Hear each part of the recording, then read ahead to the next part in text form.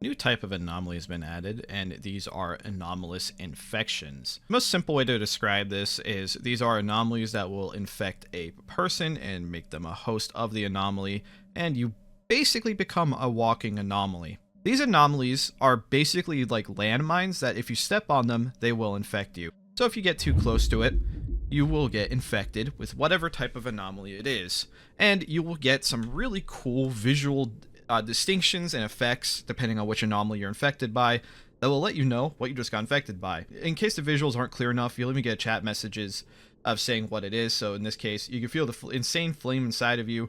You became the host of a pyroclastic anomaly. So now I am literally a walking anomaly. The primary thing you end up getting is you can actually pulse your anomaly at will. There's a cooldown for it.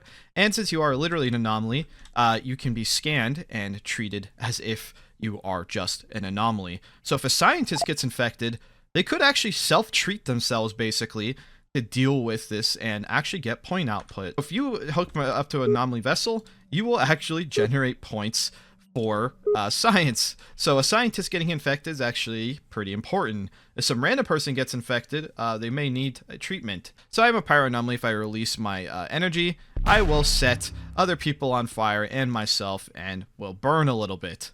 It is worth noting though that something like the pyro anomaly is not a benefit. You don't just suddenly become immune to heat. However, you could do something like wear like a fire suit or heat resistant armor and potentially use it as a way to explode on top of people whenever you want. So I showed that you can manually pulse, but you also pulse at the set timer. So again, just another indication that this isn't always that good for you.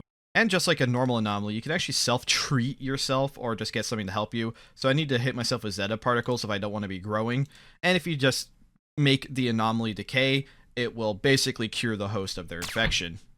And once it's about to be the end, you'll get spam messages that the anomaly has almost completely taken over your body. The anomaly inside of you is growing uncontrollably. You will literally expand and yeah, you literally super crit and your body will explode if you let an infection go too far. If you are killed with the anomaly still inside of you, it will actually cure you. Getting knocked into crit doesn't do it, but if you fully die, that person will be treated. As you can see, they got revealed from their invisibility. A wanted list cartridge has been added to the game. It is available around start in the head of security's locker. The program itself is pretty simple. It just gives you a list of all the people who are currently wanted, and you can click on them to see their current status, whoever initiated it, the reason. So again, another reason to make sure when you're issuing out warrants and stuff, you're using real reasons. So the person who's going to end up arresting them, in this case the head of security, might want to know whether or not somebody's armed or not before dealing with it. Either way, just another way for the head of security and potentially other security members to stay organized and catch those they need to. The crew monitor now has a filter. This is especially useful in high population servers or shifts where now you can just type in the name of somebody that you're looking for specifically to see if they're still on the monitor or not. This saves having to scroll through the list dozens of times looking for a specific person.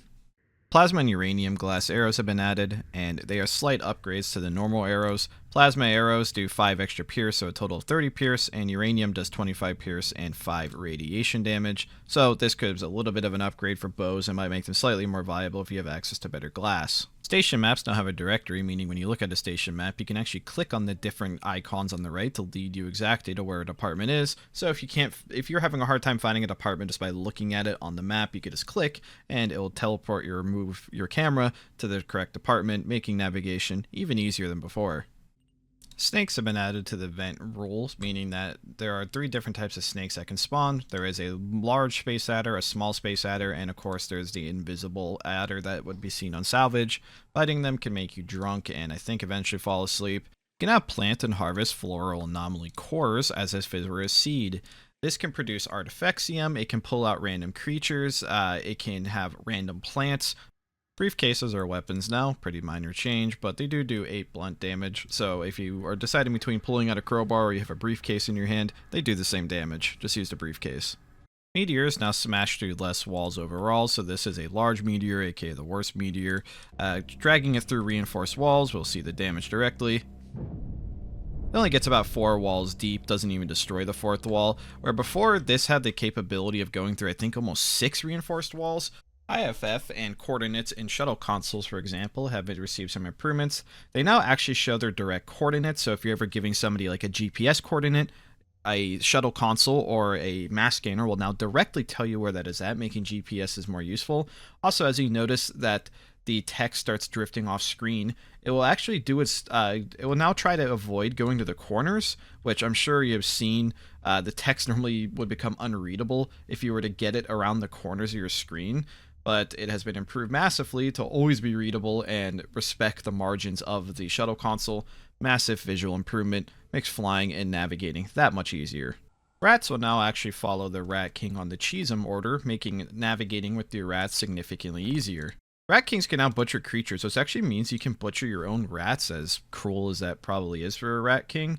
But what this does, this means that if you ever find dead creatures that you just like want to butcher for, like, say like a carp or something, you can actually butcher your own rat servants and then eat them, which honestly might introduce a balance issue of being able to sustain an infinite army as long as the